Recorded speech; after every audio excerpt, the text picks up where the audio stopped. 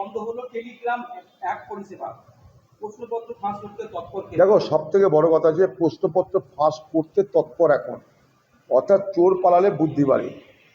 কিন্তু যে প্রশ্নপত্র ফাঁসের জন্য লক্ষ লক্ষ ছাত্রছাত্রীদের জীবন অতিষ্ঠ হয়ে উঠল, আজকে তার দায়িত্ব কে নেবে? কারোরই কোনো দায়িত্ব নেই।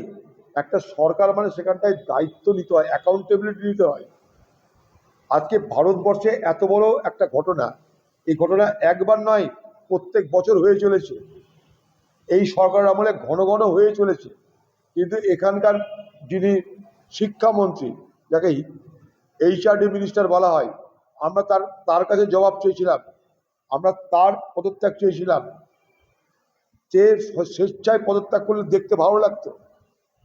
আজকে লক্ষ লক্ষ ছাত্রছাত্রীর এই দুরবস্থার জন্য দায়ী কে, এখনো সেটাই জানলাম না আমরা। আগামী দিনে দেখবো উদর পিন্ডি বুদর ঘাড়ে চাপিয়ে দু চারটে অফিসারকে এদিক ওদিক করে দেওয়া হয়েছে, কিন্তু সমস্যার সমাধান কোথায়?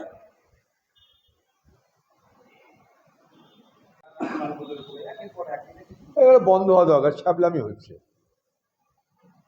কিছুই না, ছ্যাবলামি হচ্ছে। তার কোনো অপরাধ থাকলে আইন আছে, আদালত আছে। এখন মানুষের ক্রোধ কখনো প্রকাশ পাচ্ছে, কিন্তু এবার থেকে মনে হচ্ছে ব্যাপারটা অর্গানাইজ হতে হচ্ছে আর কি, যেটাকে স্বতঃস্ফূর্ত বলা হচ্ছে মানুষের প্রতিক্রিয়া। এটা স্বতঃস্ফূর্তের পরিবর্তে আমার মনে হচ্ছে এটাকে সংগঠিতভাবে করা হচ্ছে। এগুলো বন্ধ হচ্ছে, অনেক তো হলো।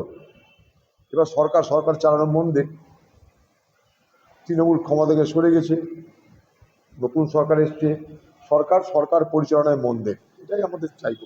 বাংলার উন্নতি হোক, বাংলার ভালো হোক, বাংলার বেকার যুবকদের রুটি হোক, বাংলায় বাজারে জিনিসপত্রের দাম কমুক, পেট্রোল ডিজেলের দাম কমে যাক, মানুষের ঘরে আর্থিক সুযোগ সুবিধা পৌঁছাক, এটা তো আমরা চাইব।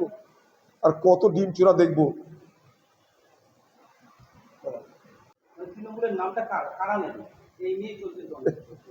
দেখুন, দিল্লিতে সার্কাস চলছে, তৃণমূল সার্কাস। যার ইচ্ছা সার্কাস দেখে নাও। সার্কাসের জোকার আছে, সার্কাসের ট্র্যাপিজের খেলার লোক আছে, ধান্দাবাদ আছে, সব দেখে নাও। বাংলা থেকে গিয়ে একটা জিনিস প্রমাণ করে দিল এটা তৃণমূলের নেতারা, যে বাঙালি কাঙ্গালি হ্যায়, এটা প্রমাণ করে দিল। শুধুমাত্র পদের জন্যে, ধান্দার জন্যে তারা নিজেদের সর্বস্ব বেচে দিয়ে তারা সারেন্ডার করছে, আত্মসমর্পণ করছে বিজেপির কাছে।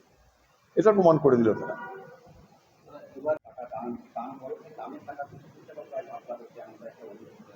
হতে পারে, কারণ অনেক পরিবর্তন হয়েছে ওখানটা। যারা মাথায় ছিল তাদের অনেককে পরিবর্তন করা হয়েছে, তাদের ক্ষমতা খর্ব করা হয়েছে, কেউ পদত্যাগ করছে, আমি দেখতে পাচ্ছি। তারপরে যে রাম মন্দির নামে আবেগের থেকে মানুষ টাকা দেয়, সেই টাকা মেরে খাওয়ার লোকেরও অভাব নাই।